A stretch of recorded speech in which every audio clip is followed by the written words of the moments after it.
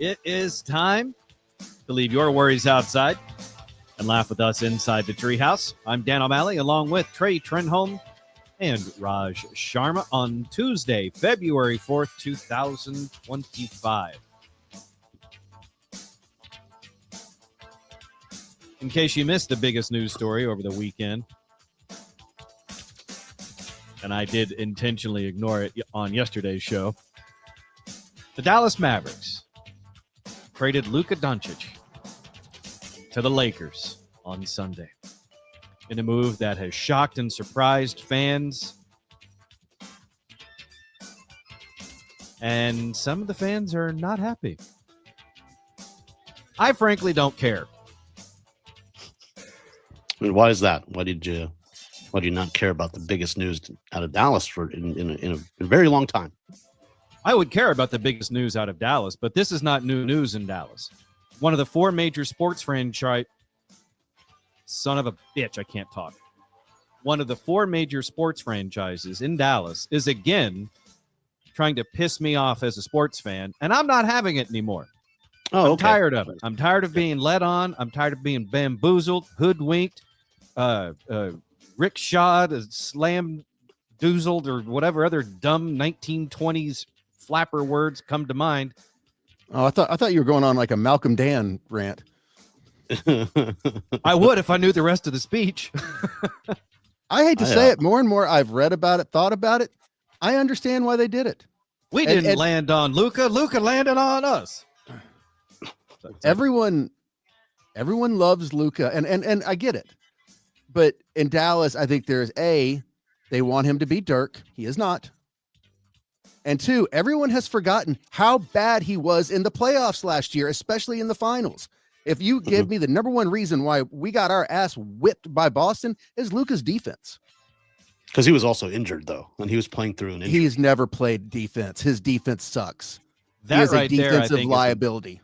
I think that is an interesting angle on this entire situation. Is Mavs general manager Nico Harrison comes out and says one of the main reasons why they made the trade is because he believes defense wins championships. And I think that's laughable because barely anyone in the NBA plays defense anymore. The referees barely even referee anymore.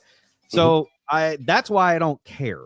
I care that there's another sports franchise in town that is doing its damnedest to disappoint me. And I'm sure the Cowboys are glad to no longer be, solely in that barrel, because in the blink of an eye, in the matter of one news story, the Mavs may have shot to the top of the list of least favorite sports franchise in the DFW. And I feel mad for Antonio Davis, who's coming in the trade. I don't feel bad for him. He's an uber millionaire who's barely had to play for any of it. I know, but I mean, he's an outstanding player. But I saw the stat over the weekend. He's made over $123 million while riding the bench due to injury. Yeah. I'm sorry. My overall sports fan cynicism is coming full. No, to come to a city that literally hated the idea of you coming here for them trading Luka. Like that's just got to be, you're going to walk into that arena and you got to play, you got to play the game, and there's going to be people in the stands that are booing you. Nah, that's it. People he'll have one good game. They'll be fine. But a couple of good games, I think they'll be fine. Here's the other thing. And you read the numbers, I understand why the Mavs did it. Like Luka was his max contract with Dallas, I think was $5,345. He goes to the Lakers. His max deal is $5 and like $230. Yeah, $229. It's $116-17 million difference. And who knows? LA may sign him and we may get him back. He may have been a rent-a-player for a year while LeBron messes with his lineup to see if he can't get one more title. If that is what the Mavs have up their sleeve as their goal, and they've maybe done something underneath the table to strategize this with Luka, to say, look, here's what we're going to do. We're going to piss everybody off, and we need you to play the part. We need you to go to LA and you be kind of pissy about it for a little bit. But you're going to play in LA. You're going to have fun. And meanwhile, what we're doing is we're stocking your team for you. That's what we're doing. It's just going to take a little bit more to do it. So we're gonna send you away to get these guys, and then we're gonna bring you back with a bunch of money. You cool with that, Doughboy? Okay, cool. Yeah, yeah. And then they were talking about like his conditioning and his, serious weight gain and things like that. I understand that as well. But I don't know if it's necessarily the brightest move when it comes to how disappointed the fans in this town are already of the Cowboys. Like we've had it, like that was enough. Like when you saw, like he had to release a statement. Nico Harris had to release a smaller statement. Like they've had, it's been very vocal. well, it hasn't always been like there have been problems with Luka. Yes, one of the things, his off season, lack of working out. He shows up to camp fluffy. It's it really does boggle the mind. It really does boggle the mind how a professional athlete, basketball no less, can do that much running in the course of a game and still be that soft looking. Yeah, I was watching a thing on Dennis Rodman the other night, and he would go to the bar, and Michael Jordan said it was the most uncanny thing he'd ever seen. He'd have like 40 shots of Jägermeister. And then the next morning he's in the gym at 6 a.m. He said, quote, running like a gazelle. And like it didn't faze him. And Rodman was quoted when he's like, yeah, my diet was bad. My drinking was bad. I was smoking and I was still winning championships. So he's like, I had to give it up because it scared me. And I get it. I, that may be part of the reason why everyone loves Luka is because a bunch of us watching the game can see ourselves in him because we may have seen him next to us in line at CC's before the game. Yeah, but I mean, still, he's a professional athlete. He's 6'8", I think, his height. So even if he is 270, like, yeah, that's a little doughy. But at that height, if I was 270, he'd be like, Raj, there's a problem. We need to talk. Yeah. But he's 6'8", 270 is passable. But so Trey, you're on board with the Luka trade? I understand like why everyone's upset, but like I said, I understand why they did it. I especially when you look at the numbers and everything else. And I don't know if he is the cornerstone piece to win a championship. He's not Dirk. I think that is the biggest thing is everyone wants him to be Dirk. He is not Dirk. Dirk was a generational player. Barring some mastermind level subterfuge to trade him, get players back, and then re-sign him when he becomes a free agent back to the Mavs, therefore stocking the team for him. If that's not the reason that they're doing it, which would be unlikely, then it really is a huge gamble for the Mavs, but it does show that they don't have any belief in Luka as a generational player the way the fans do. I mean, look at the team right now. They're 26 and I think 24. They're very middle of the road. And yes, they got to the finals last year, but they got their ass whooped. And I think Denver had already been knocked out. I don't remember their road to the finals, but to me, there's nothing. I mean, and if you're old as we are, I hate to say it, but the Mavs have been good for about a 5-year window in our lives. Other than that, they've been a very mediocre franchise. And we're still riding that 5-year wave, baby. Hey, listen, when the Rangers won a World Series, that was the one. There are two things I really didn't know if I'd ever see in my lifetime. So I've seen Cowboys, seen the Stars, saw the Mavericks. I didn't know if I'd ever see the Rangers win a World Series. I've seen Texas win a national championship. Was there. I don't think I'll ever see Texas basketball win a national championship, win the NCAA. But the Rangers and Texas basketball were the two things I really never thought I'd see. Saw the Rangers win a World Series. It was a glorifying, just glorious moment. Just washed away all the pain of 2011. So I'm good. Yeah, I mean, you just got to understand that Luka is no what's his name? Blackman? Rolando Blackman. once you get around that, you'll be okay. Oh, who was the Mavs player that was such a problem? It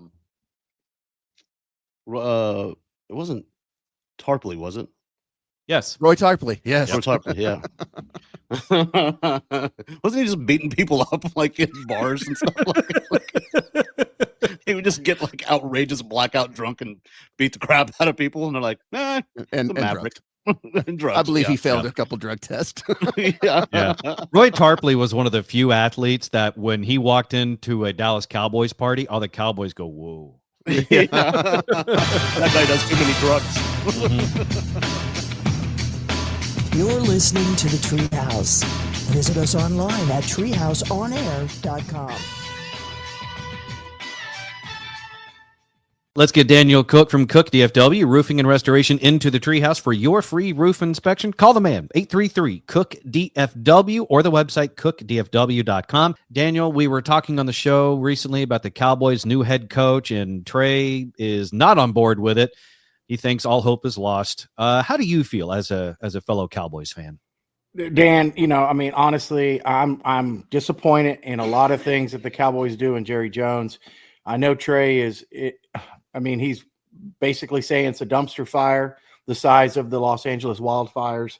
Mm-hmm. And I was listening to him, and I agree with a lot of stuff he's saying. I think they are a great marketing, and they make a ton of money. And I don't think the operations of the football team are the best, but I'm going to stay loyal. I don't know anything. This is what I've grown up with. I've grown up with every team. And so we've had some really bad years, and we haven't been good in 30 years. But, it's fun to go. They do put on a good show. I'm not going to go to a game, though. I'm not going to go to a game. What I am going to do, though, is for the audience, if they win the Super Bowl next year, we're going to give away a free total roof replacement to someone. That's what I'm going to do. That's how loyal of a fan I'm going to be. If they win, when they win the Super Bowl next year, we're going to give away a brand new roof. Free roof, man. Free roof when the Cowboys win the Super Bowl 2026. That's right a good way to see if you can get entered into that situation is to call Daniel Cook now to get in there and say, hey, if the Cowboys do win that, I want that free roof to be on my house. 833-COOK-DFW, 833-COOK-DFW, or the website cookdfw.com.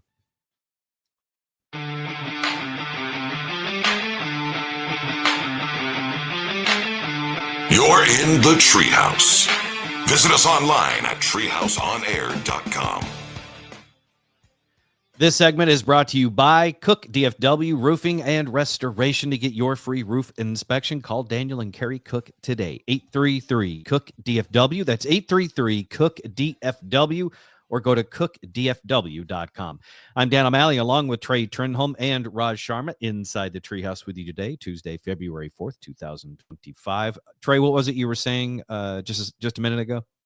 Oh, Roy Tarpley died in 2015. Cause of death? Liver failure. Yeah, I've heard right. He was the SMU of the NBA, and that he basically got the death penalty in 95, where they banned him from the league permanently because of so many failed drug and alcohol tests. And that took a lot back then. Yeah.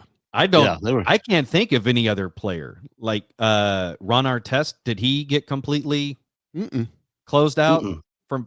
So Ron Artest went into the stands and punched fans, and they still didn't blackball him. Roy Tarpley, though, did so much bad stuff that he gets. But this is and Raj brought up an excellent person in Dennis Rodman. You're playing at the same time of Dennis Rodman. They, at that point in the NBA, they knew when the drug tests were coming. You could probably have someone take it for you. It wasn't scrutinized the way it is now.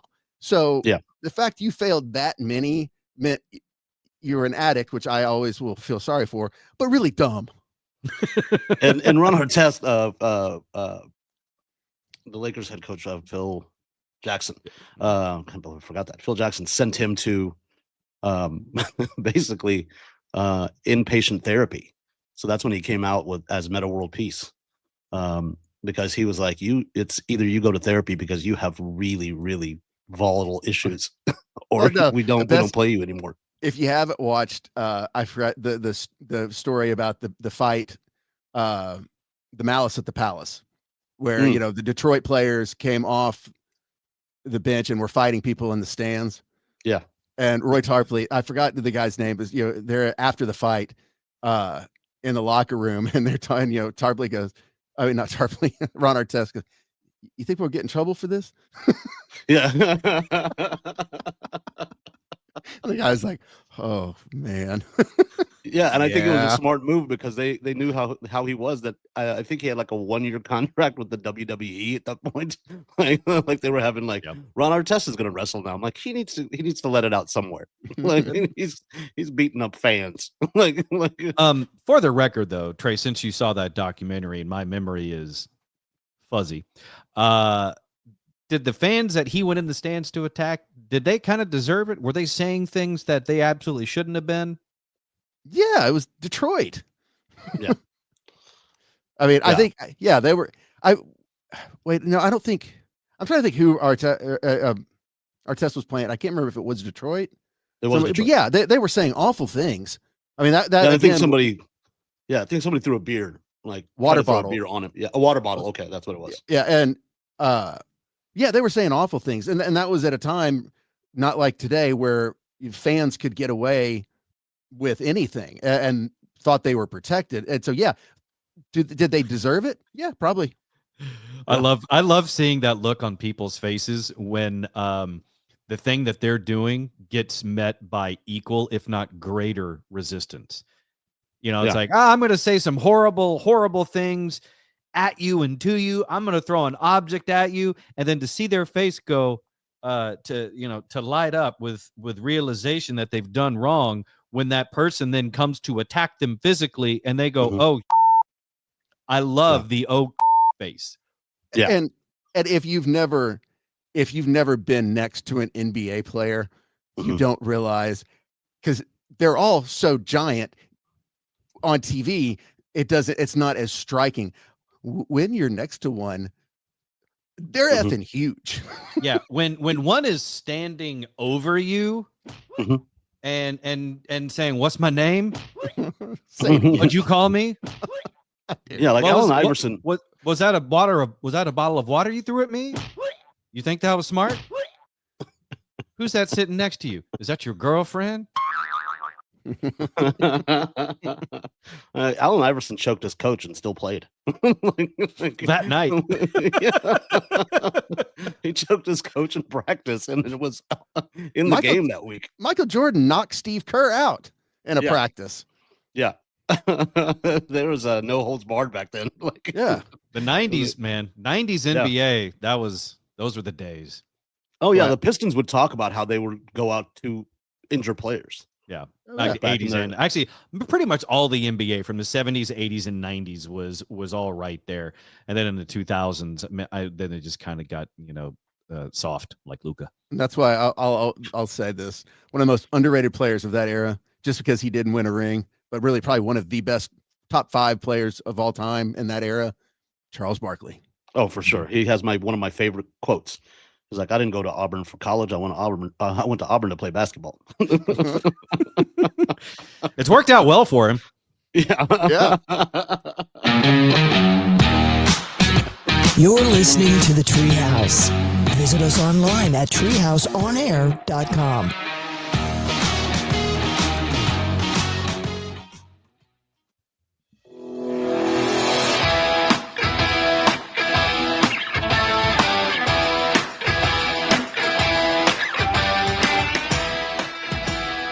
You're listening to the Treehouse.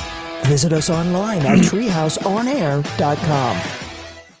Just like Cindy said there, for all things Treehouse, go to our website, treehouseonair.com. That means past shows, links, contact info, and more when you visit our website, treehouseonair.com. That's treehouseonair.com.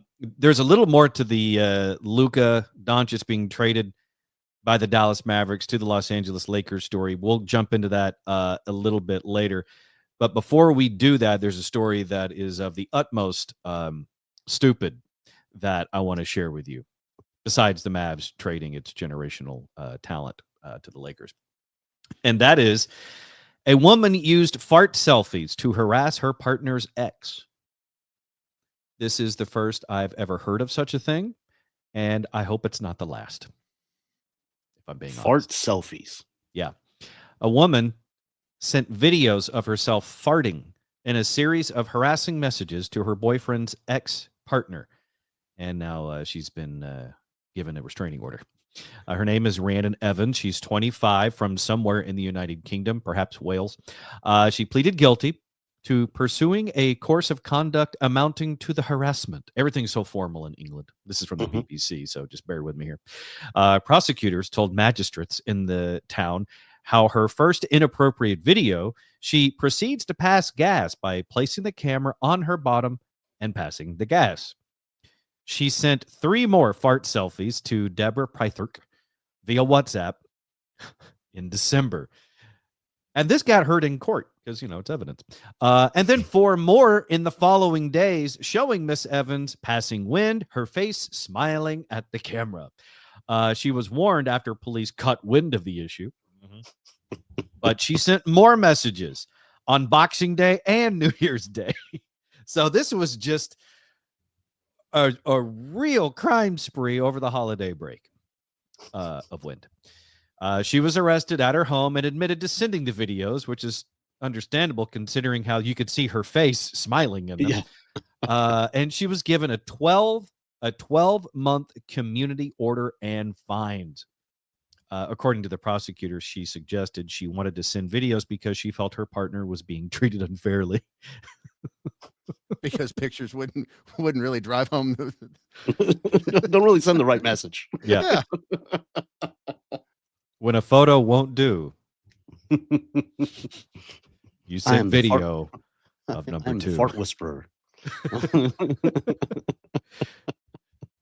Well, I guess good on the boyfriend for telling his current girlfriend, all right, baby, look, I'm getting some mean messages from my ex. And then her response is, well, I'll show her. Give me that can of baked beans. You may want to leave for 2 or 3 hours. The country that invented beans on toast. Yeah. No wonder that's harassment. Here, that's just Florida. That's what we call it. According to court documents and this entire case, and a probation officer, Miss Evans, who was guilty of the fart selfies, she'd been in a relationship for 2 years. There was bad blood with the boyfriend's ex. There were some issues going on between them. And apparently it was in regard to child contact. At the time she sent the fart selfies, she had some drinks and sent them. Understanding now, this has caused the victim some distress. But apparently she says she sent them without malicious intent.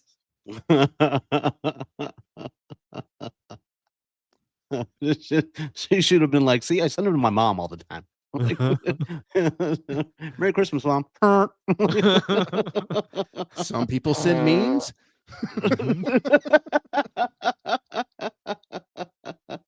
She sends flatulence. Some people send flowers. Yeah, I know. Some people send flowers. Some people send flatulence. You got to be the boyfriend. Like, I mean, that's got to be. You got to be proud of him in a way where you're like, he's like, you do that, girl. That's my gassy lady right there. That is my woman. Or is it so bad it like sparks some PTSD? It was so bad she could smell it through the phone. Imagine how the delivery guy felt. You're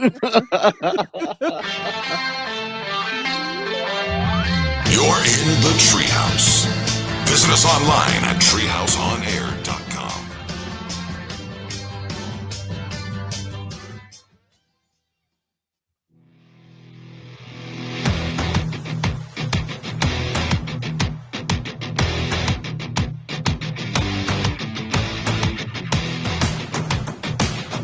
You're in the Treehouse. Visit us online at treehouseonair.com. Did you know you can get even more Treehouse? It's true. Subscribe to Treehouse Plus. Bonus content and subscriber-only episodes, including video, are available at patreon.com/treehouse on air. That's patreon.com/treehouse on air to get Treehouse Plus. Speaking of which, next Tuesday, 1 week from today, February 11th, at 7 p.m., we will be hosting a live Treehouse show video, and that will be it'll be through our Patreon, through our Ultimate Treehouse tier. So you can subscribe today, and you'll have access to that live Treehouse show next Tuesday night at patreon.com/treehouse on air. There was another big angle on this Dallas Mavericks trading Luka Doncic story that I thought was fascinating, and that was as news spread that the Mavs had traded Luka, fans, of course, hit social media in waves to state their opinions, most of which were on the negative side. Trey's on the side of, no, I can understand why they did it. But it's interesting the response that the Mavericks have had in not necessarily just defending the trade, but seeming to try to snuff out any sort of fan outpouring of appreciation for Luka. What I'm talking about specifically is the memorial, the makeshift memorial that people had thrown up at the AAC in Dallas. Posters saying goodbye to Luka. Thanks for the memories. I think some people had some flowers and things out there. It's fascinating to me that staff at the American Airlines Center were told, take that crap down. And in the middle of the night on Sunday night, that's what they did. They tore down the makeshift Luka memorial outside the AAC that fans had done. And that just seems in poor taste to me. You don't think the casket was in poor taste? I didn't see that. Yeah. Who had a It casket wasn't even there? big enough for him, but yeah, there was a casket. For Luka or the Mavericks? Well, I think for the symbolically for the Mavs, I guess. I don't know. Did you attend the funeral? No, I saw a video of the procession. Oh my Lord. That's a little extreme. It is. It's a little much. Was the funeral procession, was it done by those guys from Africa that do the dance with the coffin on their shoulders? No, No, that would have been fun. It was just some candles, and yeah, they followed the casket to the front of American Airlines Center. Who were the pallbearers? Like his agent? Some sad looking guys who clearly didn't have anything better to do on a Saturday night. And where do you pick? Forgive me, because we cremate as Hindus. I'm just saying, like, can you pick up a casket on a Saturday night? Like, you go to Sam's? Like, well, there was that casket store off 75 in Dallas. I think that's still there. Yeah, I like the casket and you can store. Get a great deal there. Yeah, the casket store was also it's gone now, but the next door to the casket store on 75 was Boxes to Go, which I thought was hilarious. Like, I don't think that's a good idea if you're the casket store, because your competition that's much cheaper is right next door to you. You just put them in a box. Uh-huh. Yeah, next door to that was Cindy's Delicatessen. It's still there. Fantastic place. that place is good. Get the number 4.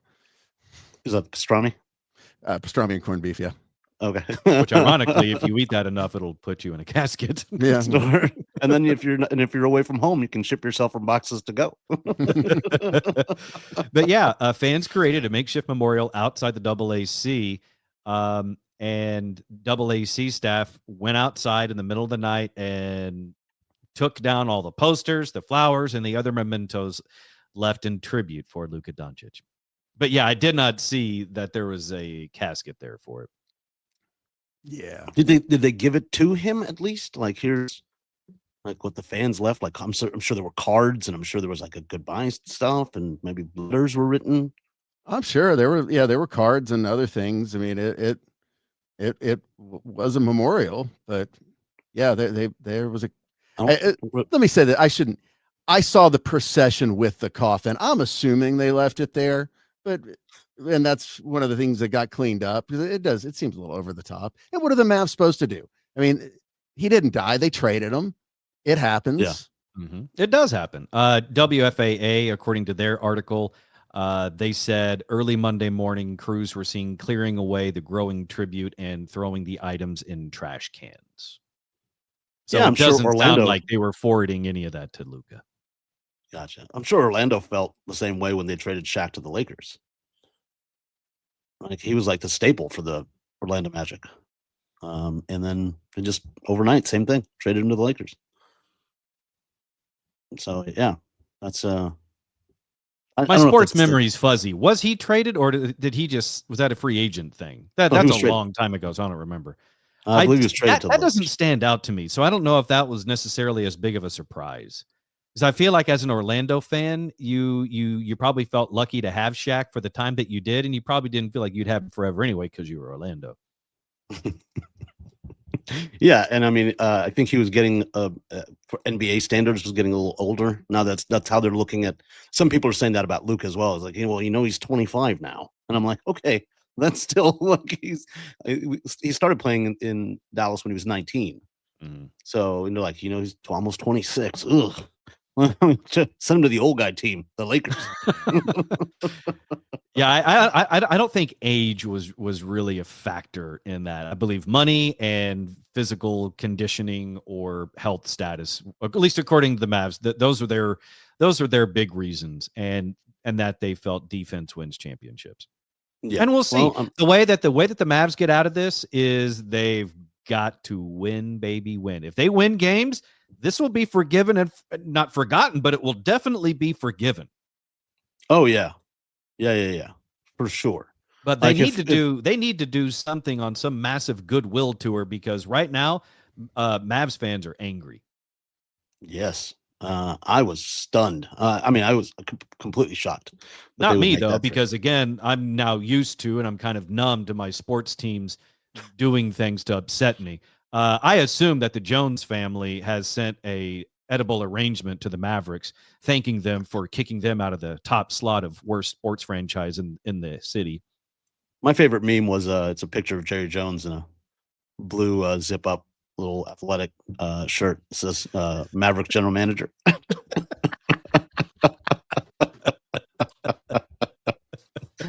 That would have been pretty interesting if Nico Harrison, the Mavs GM, came out and said, I don't know what happened. I was having drinks with Jerry and I blacked out, and I woke up and he was zipping up his tracksuit and said, we traded Luka to the Lakers. We traded Luka to the Lakers. Tabs on you. See you later. I got Cosby'd by Jerry Jones.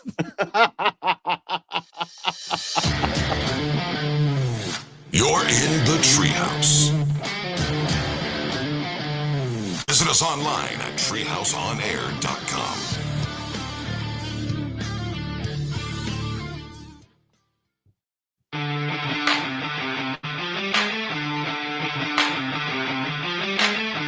You're in the Treehouse.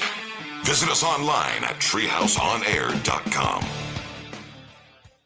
If you like the Treehouse Show, then you will love us on social media. So give us a follow at Treehouse On Air across all the big social media platforms. That's at Treehouse On Air to follow us on social media. I'm Dan, along with Trey and Raj, right here inside the Treehouse. Trey, you said you got some clarification on Shaq in Orlando and LA. Yeah. Orlando did not trade Shaq. He was a free agent and he went to LA. However, the Lakers traded Shaq to the Heat. That was considered a big blockbuster trade. Yeah. And also, in the name of blockbuster trades, Dallas, remember, the Herschel Walker trade was the greatest thing that ever happened to the Cowboys. So have a little faith. And we were mad about that then. Yeah. Because just like the Mavs of today, trading Herschel Walker to the Minnesota Vikings for all those draft picks, that was a massive gut punch to Cowboys fans, because he was a lot of Cowboys fans' favorite and only player they liked. Kind of the same thing with Mavs and Luka of today. Generational player, as kind of was Herschel Walker, favorite Mavs player by far for most Mavs fans, and Luka Doncic, and they traded him, and it shocked everyone. And you're right, Trey. If it works out, like I said, is like if they win, all will be forgiven. Mm-hmm. Yeah. And I also think that Herschel Walker was a lot of people's favorites because they didn't let him talk. ever. Like he didn't he didn't really talk to the media much, and now you know why. if you saw that run, I think the playing CTE probably has something to do with him now. People don't realize that head injuries are a two-way street. It's like you may lower the boom on the defender, but it can also knock you silly as well. Mm-hmm. Yeah, because when he started that campaign and he started talking, I was like, "Oh no, don't do that." Maybe Get a just spokesperson. That's all. That because he went to Georgia, and at the time, Georgia, he didn't go to Georgia for the academics. That's clearly. Yeah. He was not an English major.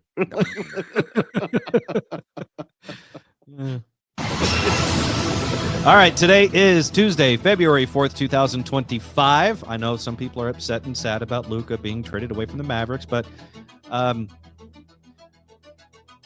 there's always the Houston Rockets. Birthdays today, something to celebrate today. We have Hannah Godwin is 30. You may not know her by her name. Trey, you might. This is the girl from The Bachelor that Colton Underwood dumped to chase after Cassie Randolph, who turns out did not want him. She later found love on Bachelor in Paradise. By the way, Colton Underwood of The Bachelor, who chased after Cassie Randolph, the reason why that's kind of timely right now is because the girl that plays Billy Bob Thornton's daughter in Landman is Cassie Randolph's little sister. Wow, 6 degrees of Colton Underwood. A game no one's ever played. I did once. Okay, yeah, I'm proud to say I've never seen The Bachelor or The Bachelorette, like any of it. I watched one season with Dan and Tara, and admittedly, it was entertaining, mostly because of the company, but it was fun. And then, like, I feel that same way. I have never seen an episode of Survivor, and I'm here. Okay, I couldn't watch The Bachelorette or The Bachelor sober like that. I'd have to be. Oh, we didn't. A little, okay, I was gonna say I'd have to be a little tipsy. No. This was well before Trey stopped. This is well before Trey stopped drinking. Yeah, oh, okay, good. There was red meat and whiskey. Mm-hmm. That show I'd watch.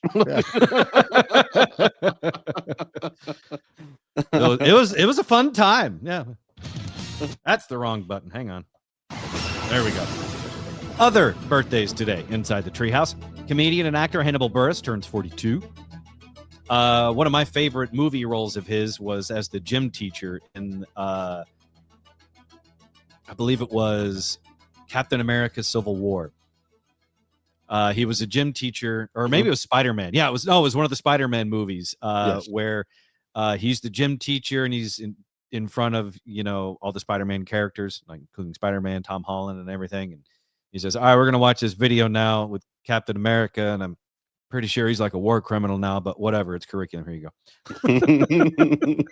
So Hannibal Buress, he turns 42 today. Other birthdays today from Superstore. Lauren Ash is 42. Gavin DeGraw is 48.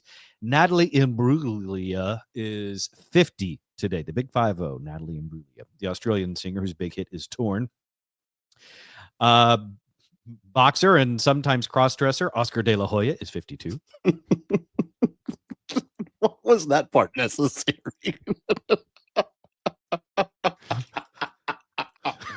That's not a credit. Sometimes you knock those out, and sometimes you dress it like one.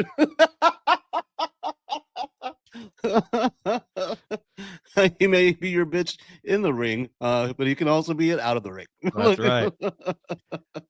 No one throws a hoedown better than Oscar De La Hoya. Well done. I appreciate that one. That was good. He's one of the few boxers who, instead of using tape around his fist, it's lace. You're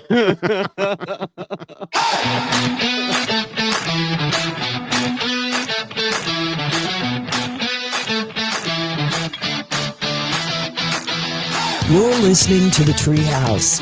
Visit us online at treehouseonair.com.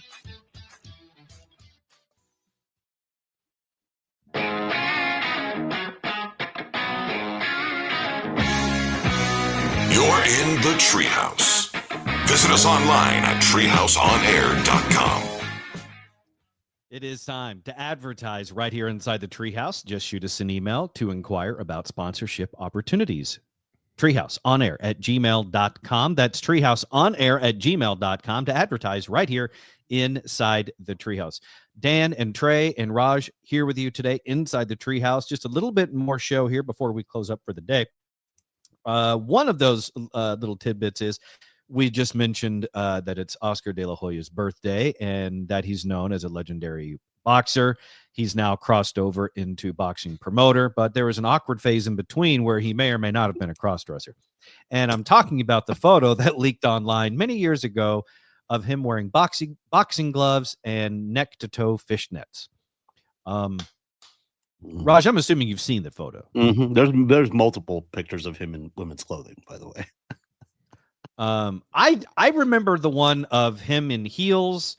It looks like a hotel room. I remember the one of him in heels wearing a fishnet bodysuit, heels, and boxing gloves.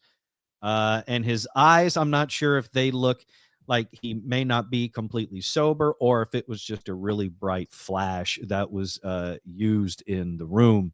But in case you need a refresher, here you go. There's a quick look. And you said you've seen more photos than this one, Raj? Oh, yeah. There's What one, I other think he's in a white dress and a wig. I believe he has a blonde wig on. Was he doing like a Marilyn Monroe cosplay kind of thing? No, I think he was just doing Feeling pretty? his escort duties for the night. Like, this is when you click on your Tinder date and it says bait and switch. Like that's what that picture looks like. It's like, man, you don't look anything like the pictures. It's interesting though because Oscar De La Hoya says there's more to this story. He says Oscar De La Hoya says he was set up in 2007 when photos of himself dressed in drag surfaced in tabloids. He was on Shannon Sharp's show, Club Shay Shay, a while back. And he admits he doesn't really remember the impromptu photo shoot, but he can recall the moments leading up to it, saying, I was drugged up. And he says, I didn't even know it. He explained that he blames a pair of women for the incident, although he neglected to identify either one. He said, I was getting with bad people, this and that. 2 women come in my room with a suitcase. That's all I remember. And after that, I wake up the next day. Women's clothes, drugs, this, that, suggesting the woman knew exactly what they were doing. He says, they set me up, but it's okay. It happened. So what? Now what he needs to say is, Diddy promised me those photos would never get out.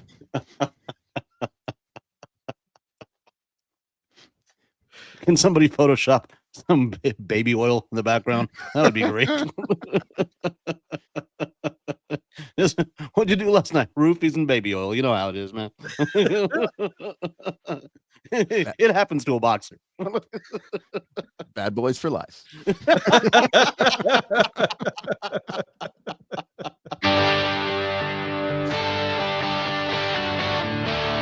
Thanks for hanging out with us inside the Treehouse. For all things Treehouse, go to treehouseonair.com. But don't forget to find us and follow us on social media. For the show, at Treehouse On Air. For me, at the Dan O'Malley. For Trey, at Trey Trenholm 1. And for Raj, at Comedian Raj. We'll see you tomorrow right here inside the Treehouse.